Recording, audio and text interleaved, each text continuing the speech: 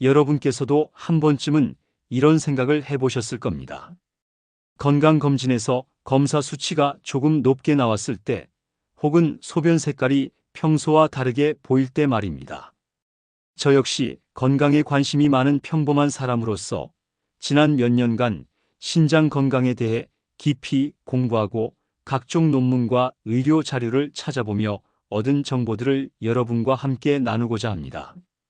본 내용은 일반적인 건강 정보 제공을 목적으로 하며 전문적인 의학적 진단이나 처방을 대체할 수는 없습니다. 그런데 여러분, 정말 충격적인 사실을 하나 발견했습니다. 바로 작년 겨울, 제가 직접 경험한 일이었습니다. 72세이신 저희 아버지께서 갑자기 다리가 심하게 붓기 시작하셨습니다. 처음에는 단순히 오래 서 계셔서 그런 줄 알았는데 며칠이 지나도 붓기가 빠지지 않더군요. 급하게 병원에 모시고 갔는데 의사 선생님께서 하신 말씀이 아직도 귀에 생생합니다. 신장 기능이 상당히 저하되어 있다는 것이었습니다. 그런데 가장 놀라웠던 건 아버지께서 그동안 아무런 증상을 느끼지 못하셨다는 점이었습니다. 신장은 정말 무서운 장기입니다. 80% 이상 손상될 때까지도 본인이 전혀 모르는 경우가 대부분이거든요. 이런 정보를 흘려듣고 건강관리를 소홀히 한다면 훗날 돌이킬 수 없는 대가를 치를 수도 있습니다. 제가 그날 이후로 신장 건강에 대해 미친 듯이 자료를 찾아보기 시작한 이유이기도 합니다. 더욱 충격적인 건 우리나라 만성 신부전 환자가 지난 10년간 2배나 증가했다는 사실입니다. 2012년에는 13만 7천 명이었는데 2022년에는 무려 29만 6천 명까지 늘어났습니다. 이 수치가 얼마나 심각한지 아시겠습니까? 매년 2만 명씩 새로운 신장 환자가 생겨나고 있다는 뜻입니다. 그런데 여기서 정말 중요한 발견을 하나 했습니다. 제가 수많은 의료진과 영양사분들의 자료를 종합해서 분석해 본 결과 신장 건강의 핵심은 바로 식단 관리에 있다는 것이었습니다. 특히 단백질, 나트륨, 칼륨, 인이라는 4가지 영양소의 섭취량을 조절하는 것이 신장을 지키는 가장 확실한 방법이라는 사실을 알게 되었습니다. 여러분, 이 내용을 끝까지 확인하지 않으시면 평생 후회할지 모릅니다. 왜냐하면 오늘 제가 말씀드릴 내용들은 단순히 책에서 읽은 이론이 아니라 실제로 신장 건강을 되찾은 분들의 생생한 경험과 최신 연구 결과들을 바탕으로 한 실전 정보이기 때문입니다. 혹시 이런 생각을 하고 계시는 분이 있으실 겁니다. 나는 아직 젊으니까 괜찮을 거야. 우리 가족은 신장 질환 가족력이 없으니까 안전할 거야 하고 말입니다. 하지만 현실은 전혀 다릅니다. 신장 질환의 가장 큰 원인인 당뇨병과 고혈압은 나이와 상관없이 누구에게나 찾아올 수 있는 질환입니다. 지금 이 순간도 여러분의 신장은 하루 180리터의 혈액을 거르는 일을 쉬지 않고 하고 있습니다. 그런데 잘못된 식습관으로 인해 매일매일 조금씩 손상되고 있다면 어떨까요? 오늘부터라도 올바른 식단 관리법을 익혀두신다면 여러분의 신장을 평생 건강하게 지킬 수 있을 것입니다. 그래서 오늘은 정말 중요한 이야기들을 차근차근 풀어보려고 합니다. 제가 직접 경험하고 연구한 내용들을 바탕으로 신장 건강을 지키는 실전 식단 관리법에 대해 자세히 알아보겠습니다. 끝까지 집중해서 들어주시면 정말 큰 도움이 될 거라고 확신합니다. 그럼 지금부터 시작해 보겠습니다. 그리고 오늘 내용이 도움이 되셨다면 구독과 좋아요 부탁드립니다. 여러분, 혹시 이런 경험 있으시지 않습니까? 밤에 자다가 갑자기 화장실에 가고 싶어서 깨는 일이 점점 잦아지는 것 말입니다. 저도 처음에는 나이가 들면서 생기는 자연스러운 현상이라고 생각했습니다. 그런데 제가 지난해 여름 신장 전문의와 영양사분들의 강의를 들으면서 정말 소름 끼치는 사실을 알게 되었습니다. 신장이 우리 몸에서 하는 일을 정확히 알고 나면 여러분도 저처럼 깜짝 놀라실 겁니다. 일반적으로 신장을 단순히 소변을 만드는 기관 정도로 생각하는 분들이 많은데 실제로는 훨씬 복잡하고 중요한 역할을 담당하고 있습니다. 먼저 혈액 정화 기능부터 살펴보겠습니다. 우리 신장은 하루에 무려 1800리터의 혈액을 걸러냅니다. 이게 얼마나 많은 양인지 아시겠습니까? 2리터 페트병으로 따지면 900개에 해당하는 엄청난 양입니다. 그런데 여기서 정말 놀라운 건 신장이 단순히 거르기만 하는 게 아니라는 점입니다. 몸에 필요한 영양소는 다시 흡수하고 해로운 노폐물만 골라서 배출하는 정교한 시스템을 갖추고 있습니다. 마치 최첨단 정수기보다도 훨씬 정밀한 작업을 24시간 쉬지 않고 하고 있는 것입니다. 혹시 서론이 길다고 생각하시는 분들이 계실지 모르겠지만 신장의 역할을 정확히 이해하는 것이 그만큼 중요하기 때문에 재차 강조를 드리는 것입니다. 이 부분을 제대로 알지 못하면 뒤에 나올 식단 관리법들이 왜 중요한지 이해하기 어려우실 테니까요. 신장의 두 번째 중요한 역할은 수분과 전해질 조절입니다. 우리가 물을 많이 마시면 소변량이 늘어나고 짠 음식을 먹으면 목이 마르는 이유가 바로 신장이 체내 수분과 염분의 균형을 맞추려고 하기 때문입니다.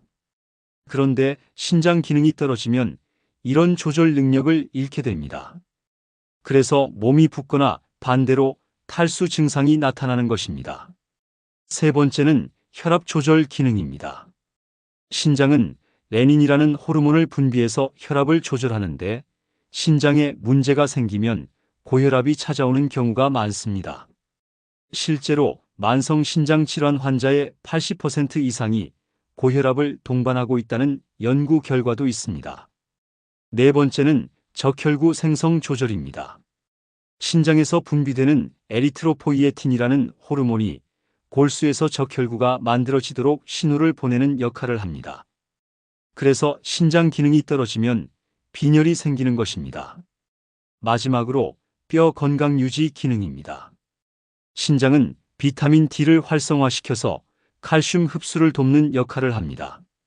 신장에 문제가 생기면 뼈가 약해지고 골다공증이 찾아올 수 있는 이유가 바로 여기에 있습니다. 이렇게 중요한 신장이 손상되는 과정을 이해하는 것도 매우 중요합니다. 67세 이순자 씨의 경우를 한번 살펴보겠습니다. 이분은 20년간 당뇨병을 앓고 계셨는데 혈당 관리를 소홀히 하신 결과 신장의 모세혈관들이 서서히 손상되기 시작했습니다. 처음에는 단백질이 소변으로 조금씩 빠져나가는 정도였지만 시간이 지나면서 신장 기능이 점점 떨어져 결국 투석을 받아야 하는 상황까지 이르게 되었습니다. 신장 손상의 가장 무서운 점은 바로 이런 점진적이고 은밀한 진행 과정입니다. 초기에는 아무런 증상이 없어서 본인이 전혀 모르는 상태에서 손상이 계속 진행됩니다. 그러다가 어느 순간 갑자기 심각한 증상들이 나타나기 시작하는데 이때는 이미 신장 기능의 상당 부분이 손실된 상태인 경우가 많습니다. 자, 그러면 이제 본격적으로 단백질 이야기를 해보겠습니다. 여러분, 혹시 건강을 위해서는 단백질을 많이 먹어야 한다고 생각하고 계시지 않습니까? 저도 예전에는 그렇게 생각했습니다. 그런데 제가 작년 봄에 우연히 알게 된 충격적인 사실이 하나 있습니다. 서울대병원에서 실시한 12년간의 대규모 연구 결과를 보고 정말 놀랐습니다. 무려 4만 3천 명을 대상으로 한 이 연구에서 단백질 보충제를 과도하게 섭취한 사람들의 사망률이 1.6배나 높다는 결과가 나온 것입니다. 특히 신장과 심장에 무리를 준다는 내용을 보고 제가 얼마나 충격을 받았는지 모릅니다. 단백질이 우리 몸에서 분해되는 과정을 살펴보면 그 이유를 알 수 있습니다. 단백질은 체내에서 이용된 후 질소 화합물로 변하는데 이 과정에서 독성이 강한 암모니아가 생성됩니다. 건강한 신장은 이 암모니아를 요소로 바꿔서 소변으로 배출하지만 신장 기능이 떨어지면 이런 노폐물들이 몸속에 쌓이기 시작합니다. 그렇다면 단백질을 아예 먹지 말아야 할까요? 절대 그렇지 않습니다. 문제는 양과 질입니다. 한국영양학회에서 권장하는 성인 남성의 하루 단백질 섭취량은 체중 1kg당 0.8에서 1g 정도입니다. 체중이 70kg인 분이라면 하루에 56에서 70g 정도가 적당합니다. 여기서 정말 중요한 포인트가 하나 있습니다. 신장이 2시간 이내에 처리할 수 있는 단백질의 양은 20g 정도라는 사실입니다. 그래서 한 번에 많은 양의 단백질을 섭취하기보다는 하루 3끼에 나누어서 드시는 것이 훨씬 좋습니다. 이제 구체적인 식품들을 살펴보겠습니다. 단백질 식품을 크게 2가지로 나누면 동물성과 식물성으로 구분할 수 있는데, 신장 건강을 생각한다면 이 둘을 적절히 섞어서 드시는 것이 중요합니다.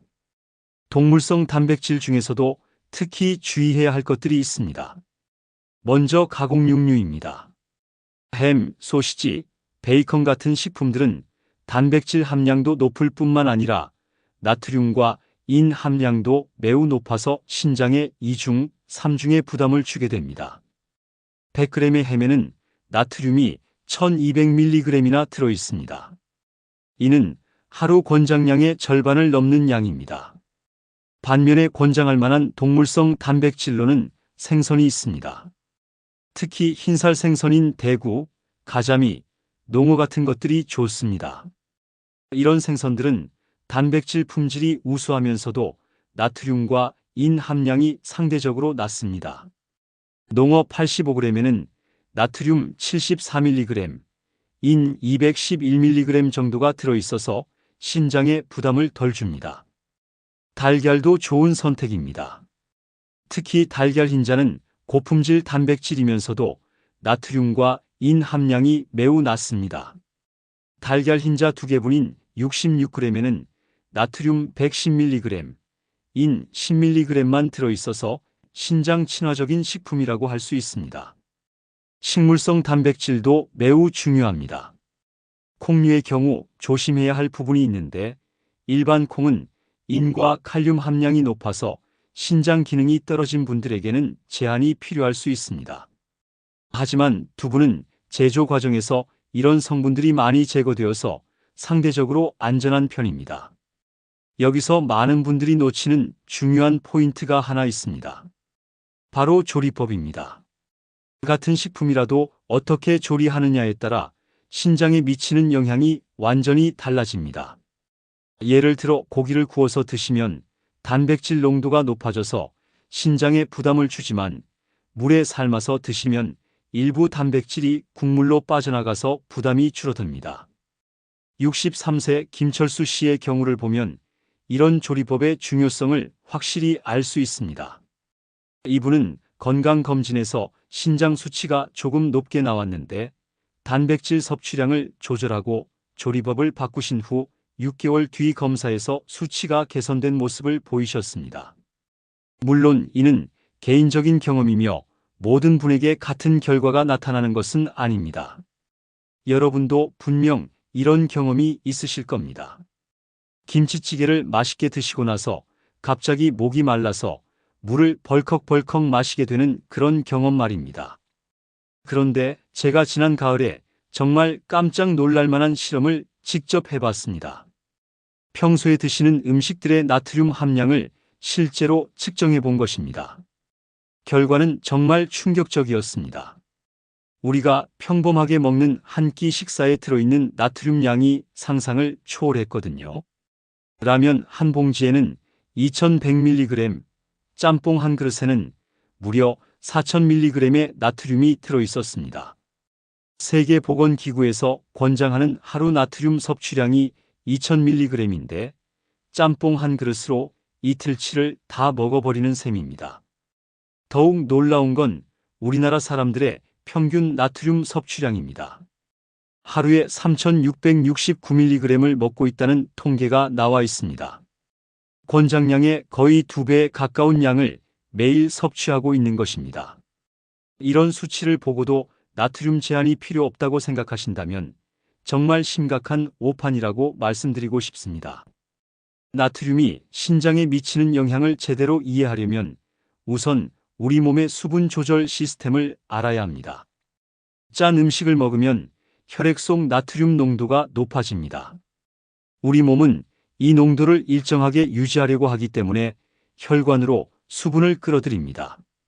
그 결과 혈액량이 늘어나고 혈관에 가해지는 압력이 높아지는 것입니다. 이때 가장 큰 부담을 받는 곳이 바로 신장입니다.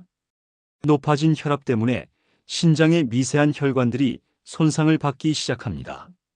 처음에는 작은 상처 정도지만 시간이 지나면서 점점 커져서 결국 신장 기능 저하로 이어지게 됩니다. 여기서 정말 무서운 사실 하나를 말씀드리겠습니다. 세계보건기구 연구에 따르면 나트륨 섭취량이 소금 기준으로 6g씩 증가할 때마다 심혈관 질환 사망률이 36%, 관상동맥 심장질환 사망률은 56%나 증가한다고 합니다.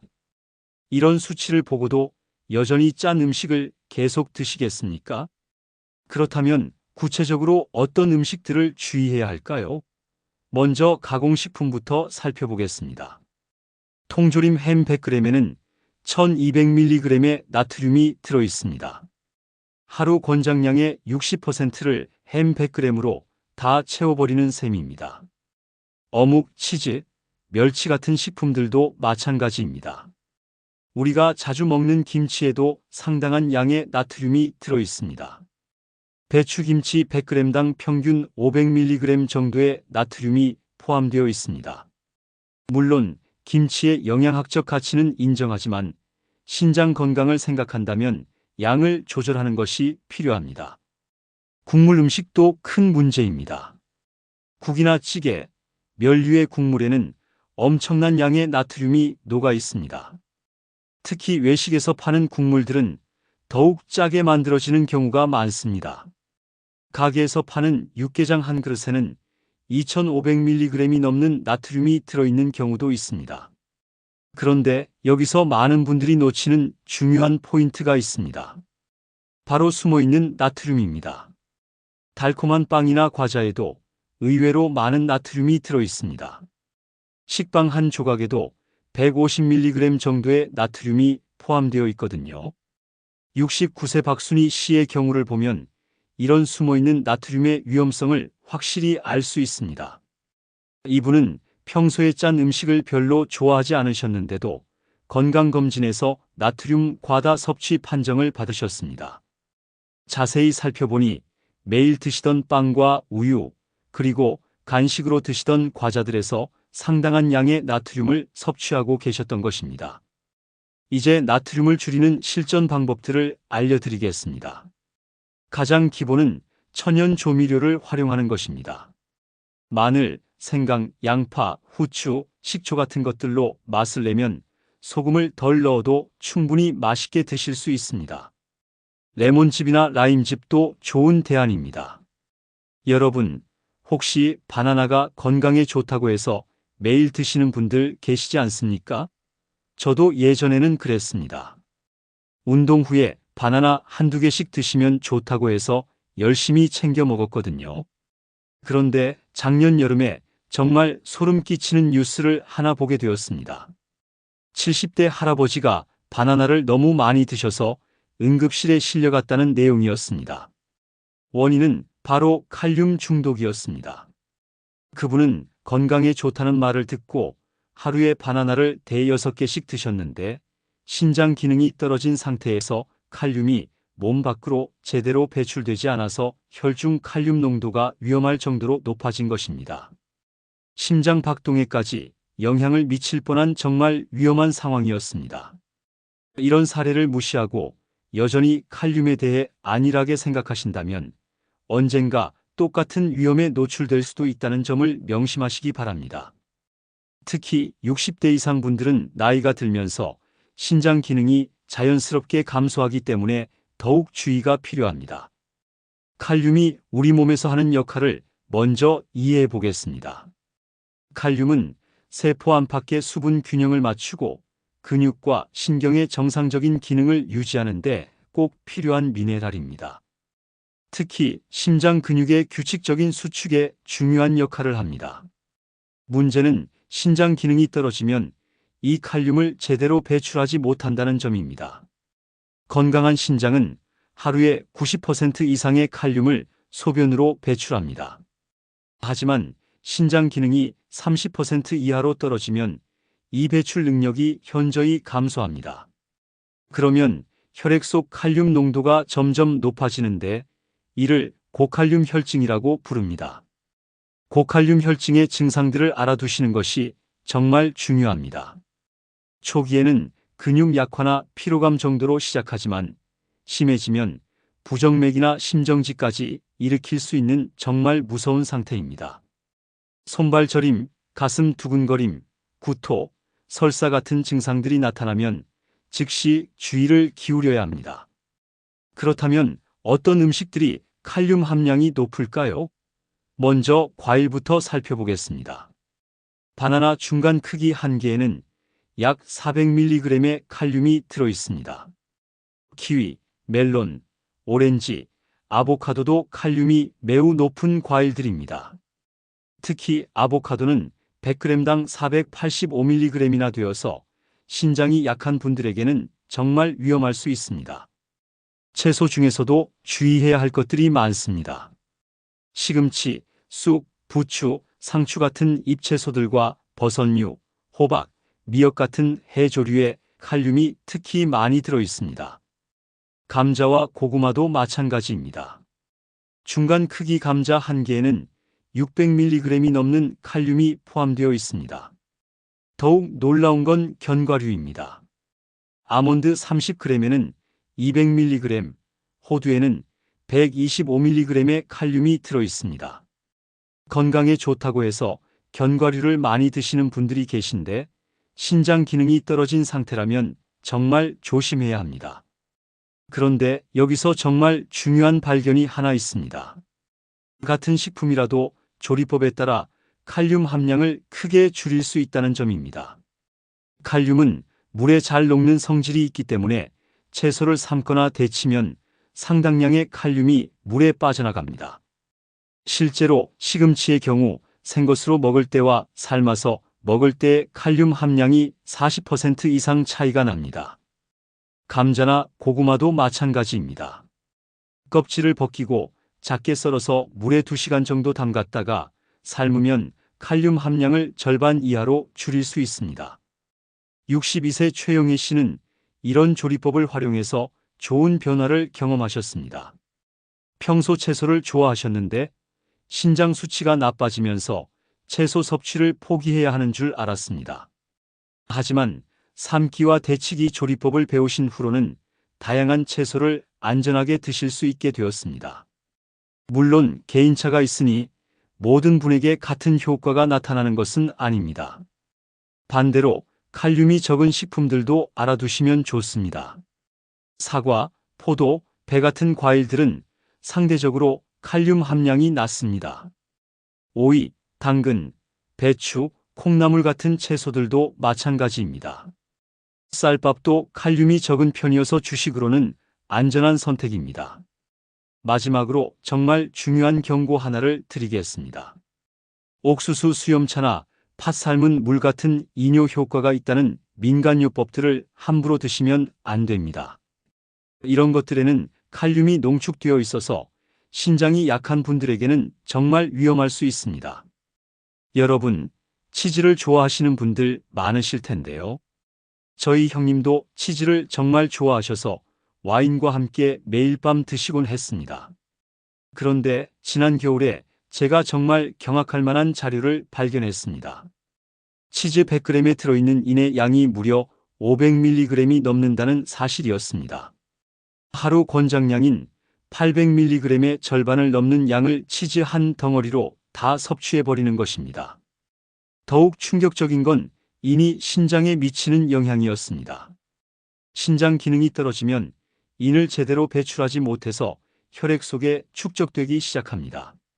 그러면 우리 몸은 균형을 맞추려고 뼈에서 칼슘을 빼내기 시작하는데 이 과정이 반복되면서 골다공증과 혈관 석회화가 동시에 진행됩니다. 정말 무서운 악순환입니다. 혹시 같은 내용을 반복한다고 지루해하시는 분들이 계실지 모르겠지만 인 관리가 그만큼 중요하고 복잡하기 때문에 재차 강조를 드리는 것입니다. 한번 놓치면 나중에 돌이킬 수 없는 합병증으로 이어질 수 있거든요. 이는 우리 몸에서 칼슘과 함께 뼈와 치아를 구성하는 핵심 성분입니다. 또한 에너지 생성과 세포막 구성에도 중요한 역할을 합니다. 하지만 문제는 현대인들이 너무 많은 인을 섭취하고 있다는 점입니다. 특히 가공식품에 첨가되는 인산염 형태의 인은 자연식품의 인보다 흡수율이 훨씬 높아서 더욱 위험합니다. 가공식품에 들어있는 인의 양을 실제로 조사해 보니 정말 깜짝 놀랐습니다. 콜라 한 캔에는 44mg, 가공 치즈 한 장에는 130mg, 소시지 100g에는 200mg이 넘는 인이 들어있었습니다. 이런 식품들을 자주 드시는 분들은 자신도 모르는 사이에 과도한 인을 섭취하고 있는 것입니다. 특히 주의해야 할 식품들을 구체적으로 알려드리겠습니다. 먼저 유제품류입니다. 우유 한 컵에는 230mg, 요구르트 한 개에는 170mg, 치즈 30g에는 145mg의 인이 들어 있습니다. 건강에 좋다고 해서 매일 드시는 분들이 많은데 신장이 약하신 분들은 양을 조절하셔야 합니다. 어육류도 마찬가지입니다.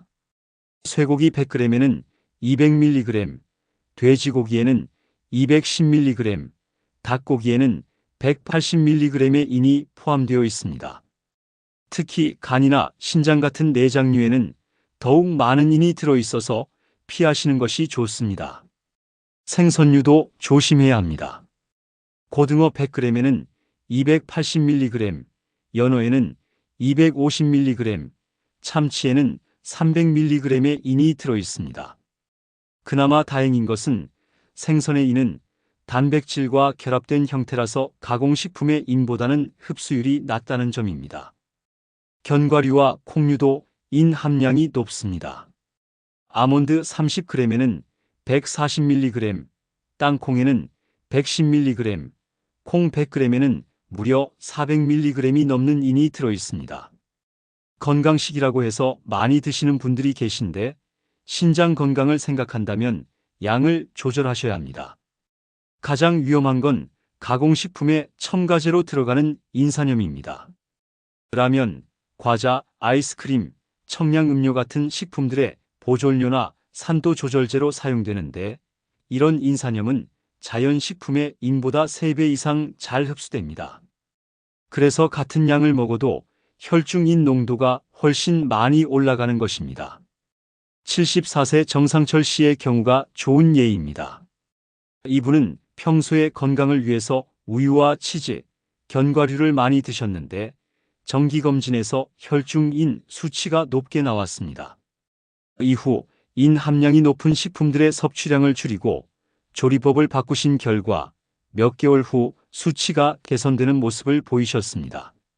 물론 이는 개인적인 경험으로 모든 분에게 동일한 결과가 나타나는 것은 아닙니다. 인을 줄이는 실전 방법들을 알려드리겠습니다.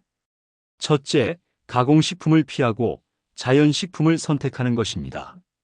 둘째, 육류나 생선을 드실 때는 삶거나 찌는 조리법을 활용하시면 일부 인이 빠져나갑니다. 셋째, 식품 라벨을 확인해서 인산염이 들어간 제품은 피하시는 것입니다. 여러분, 밤에 잠을 자다가 갑자기 숨이 막혀서 깨어본 경험 있으시지 않습니까? 저는 작년 초에 정말 무서운 경험을 했습니다. 새벽 3시쯤에 갑자기 숨이 차서 잠에서 깼는데 마치 물속에 빠진 것처럼 숨을 쉬기가 힘들었습니다. 병원에 갔더니 수분 과다로 인한 폐부종 증상이라는 진단을 받았습니다. 그때서야 수분 관리가 얼마나 중요한지 뼈저리게 깨달았습니다. 이런 위험한 상황을 대수롭지 않게 여기고 여전히 물을 마음대로 드신다면 언젠가 저와 같은 공포를 경험하실 수도 있습니다.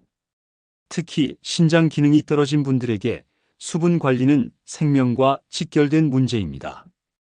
건강한 신장은 하루에 180리터의 혈액을 걸으면서 1.5리터 정도의 소변을 만듭니다.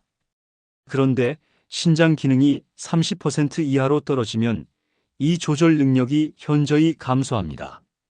그러면 마신 물이 제대로 배출되지 않고 몸속에 쌓이기 시작하는데 이를 수분 정체라고 부릅니다. 수분 정체의 초기 증상을 제대로 알아두시는 것이 정말 중요합니다. 먼저 체중이 갑자기 늘어납니다. 하루에 1kg 이상 체중이 증가한다면 수분이 쌓이고 있다는 신호입니다. 다리나 발목이 붓기 시작하고 심한 경우에는 얼굴이나 손까지 부을 수 있습니다. 더욱 위험한 건 폐에 물이 차는 폐부종입니다. 처음에는 계단을 오를 때 숨이 차는 정도로 시작하지만 심해지면 누워 있을 때도 숨이 차고 밤에 잠을 잘 수 없을 정도가 됩니다. 이때는 정말 응급 상황이니까 즉시 병원에 가셔야 합니다. 그렇다면 얼마나 많은 물을 마셔야 할까요? 일반적으로 건강한 사람은 하루에 2리터 정도의 물을 마시라고 하지만 신장 기능이 떨어진 분들은 다릅니다. 기본 원칙은 전날 소변량에 500ml를 더한 양만큼만 마시는 것입니다. 예를 들어 어제 소변량이 1리터였다면 오늘은 1.5리터까지만 수분을 섭취하는 것입니다. 여기서 주의하실 점은 물만 계산하는 게 아니라는 것입니다. 국물, 우유, 과일 주스, 심지어 과일 속에 들어있는 수분까지 모두 포함해서 계산해야 합니다.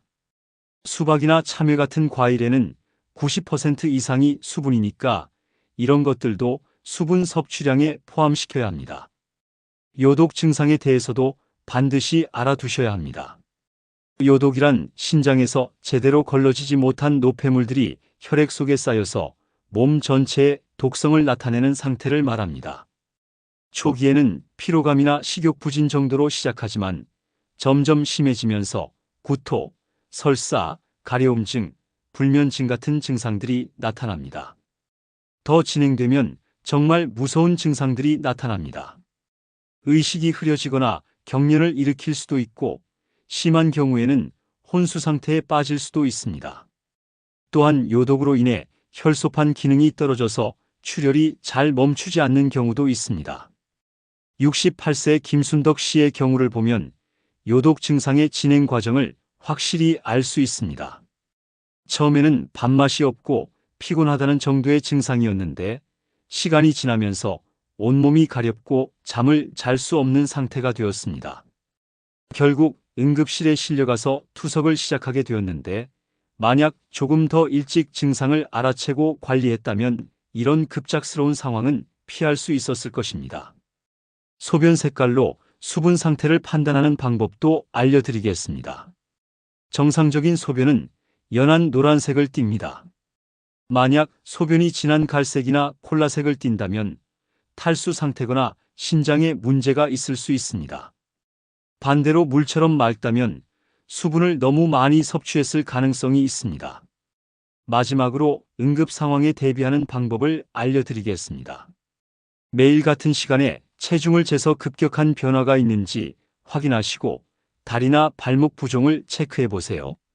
숨이 차거나 가슴이 답답한 증상이 나타나면 즉시 병원에 가셔야 합니다. 또한 소변량과 수분 섭취량을 기록하는 습관을 들이시면 자신의 상태를 더 잘 파악할 수 있습니다. 여러분, 혹시 건강한 밥상을 차리려고 애쓰다가 오히려 더 복잡해져서 포기하고 싶으셨던 적 있으시지 않습니까? 저도 처음에는 그랬습니다. 단백질은 줄이고 나트륨도 줄이고 칼륨도 조절하고 인도 제한해야 한다니 도대체 뭘 먹어야 할지 막막했거든요. 그런데 지난 봄에 정말 놀라운 변화를 목격했습니다. 제 지인이신 66세 이정수 씨의 이야기입니다. 이분은 당뇨병으로 인해 신장 수치가 점점 나빠지고 계셨는데 복잡한 식단 관리 때문에 스트레스를 많이 받으셨습니다. 그런데 단순하고 체계적인 방법으로 접근하신 후 6개월 만에 정말 놀라운 변화를 보이셨습니다. 물론 이는 개인적인 경험이며 의학적 효과를 보장하는 것은 아니지만 올바른 식단 관리가 얼마나 중요한지를 보여주는 좋은 사례였습니다. 혹시 반복되는 내용이 지루하다고 느끼시는 분들이 계실지 모르겠지만 실전 적용이 그만큼 어렵고 중요하기 때문에 재차 강조를 드리는 것입니다. 한번 잘못 적용하면 오히려 건강에 해가 될 수 있거든요. 먼저 하루 식단을 어떻게 구성해야 하는지 실제 예시를 들어보겠습니다. 아침 식사로는 흰쌀밥 한 공기에 계란찜 하나, 오이나 물과 무국을 드시면 됩니다. 계란찜을 만들 때는 소금 대신 파나 마늘로 간을 맞추시고 무국도 멸치 대신 다시마로 우린 육수를 사용하시면 나트륨을 크게 줄일 수 있습니다. 점심에는 흰쌀밥과 함께 생선구이 한 토막, 배추나물, 콩나물국을 드시면 좋습니다. 생선은 고등어나 삼치보다는 대구나 가자미 같은 흰살 생선을 선택하시고 굽기 전에 찬물에 30분 정도 담가두시면 나트륨과 인을 줄일 수 있습니다. 콩나물국을 끓일 때도 소금 대신 생강이나 마늘로 맛을 내시면 됩니다. 저녁 식사는 조금 더 가볍게 드시는 것이 좋습니다. 흰쌀밥 반 공기에 두부조림 한 조각, 당근나물, 미역국을 추천합니다. 두부조림을 할 때는 간장을 적게 넣고 양파나 대파로 단맛을 내시면 됩니다. 미역은 물에 충분히 불려서 칼륨을 빼낸 후 사용하시는 것이 중요합니다. 간식도 신중하게 선택해야 합니다. 과일 중에서는 사과나 배, 포도가 비교적 안전합니다. 하지만 하루에 사과 반 개 정도가 적당하고 포도는 열알 정도가 적합합니다. 견과류는 가급적 피하시고 대신 쌀과자나 건빵 같은 것을 소량 드시는 것이 좋습니다. 수분 섭취도 계획적으로 하셔야 합니다. 아침에 일어나서 물 한 컵, 식사 사이사이에 반 컵씩, 잠자기 2시간 전에 마지막 한 컵 정도가 적당합니다. 국물 음식을 드실 때는 건더기 위주로 드시고 국물은 최소화하시는 것이 중요합니다. 조리법도 신장 건강에 큰 영향을 미칩니다. 튀기거나 볶는 조리법보다는 찌거나 삶는 방법을 활용하시면 됩니다.